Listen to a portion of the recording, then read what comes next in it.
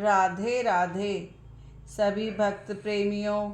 कार्तिक मास की कथा श्रृंखला में हम आज कार्तिक मास महत्तम का 20वें अध्याय की कथा का श्रवण करेंगे।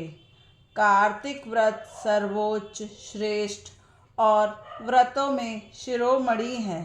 अतः जो भी जीव अपनी आत्मा के सर्वोच्च लाभ के लिए इच्छुक है, वह कार्तिक व्रत तथा श्री हरि की पूजा अवश्य करे। कार्तिक मास में दान, स्नान तथा दीपदान का बहुत अधिक महत्व है।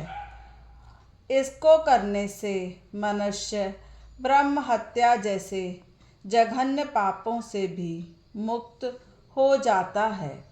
अत्यंत पापी मनुष्य भी जाने अनजाने में अगर कार्तिक मास में स्नान, दान व कथा श्रवण कर लेता है, तो वह भी मुक्ति को पाकर श्री हरि के धाम को प्राप्त कर लेता है।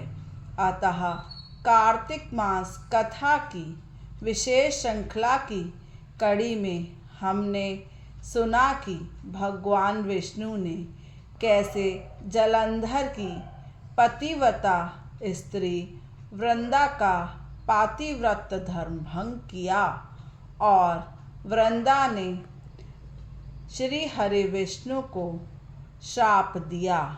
आज हम जलंधर व्रत की कथा का श्रवण करेंगे।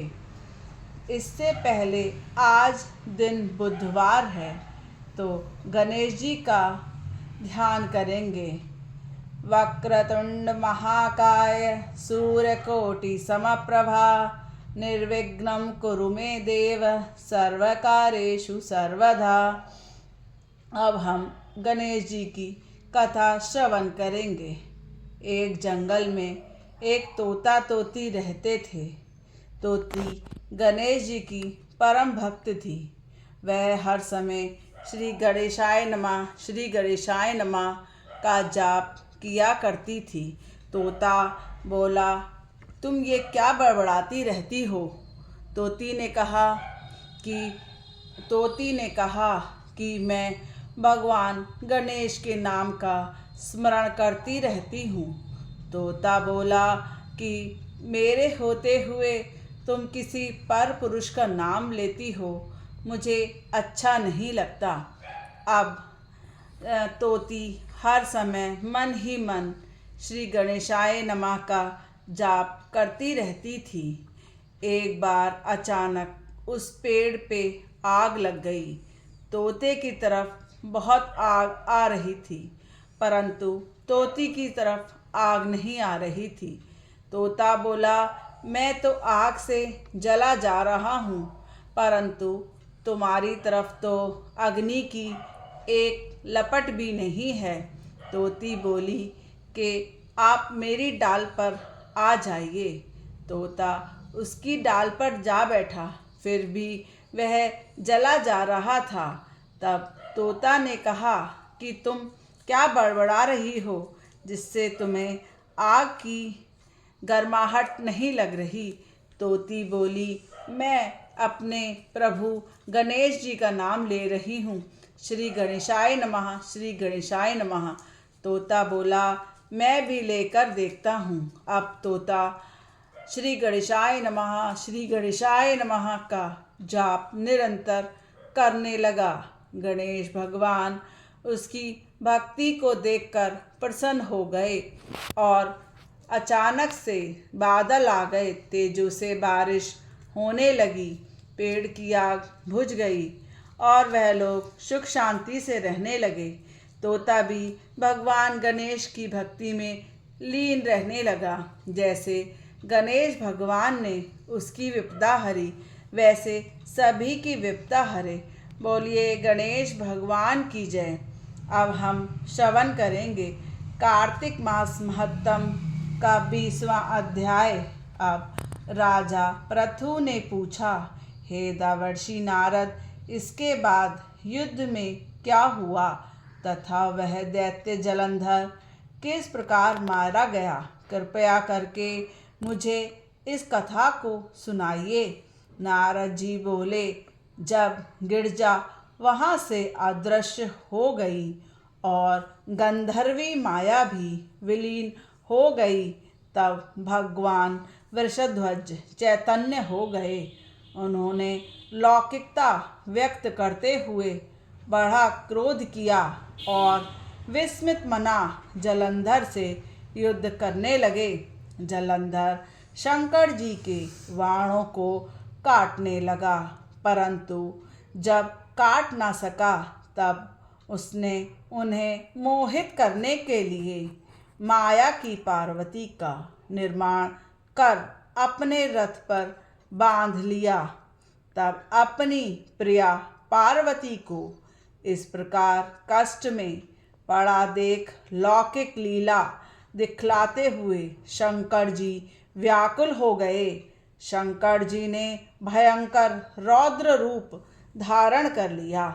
अब उनके रौद्र रूप को देखकर कोई भी दैत्य उनके सामने खड़ा होने में समर्थ न था और सभी दैत्य भागने तथा छिपने लगे।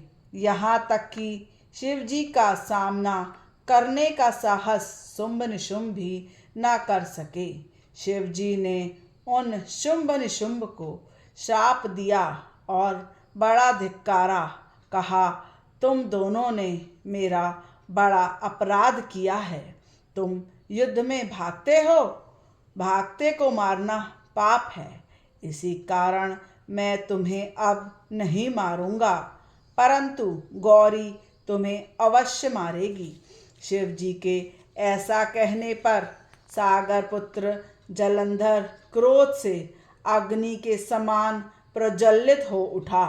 उसने शिव जी पर घोर बाण वर्षा कर दी, धरती पर अंधकार कर दिया।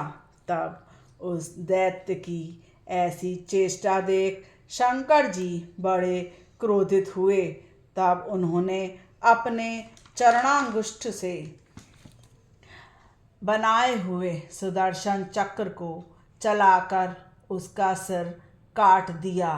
एक स्वच्छ स्वर के साथ उसका सर पृथ्वी पर गिर पड़ा और अंजन पर्वत के समान उसके शरीर के दो खंड हो गए।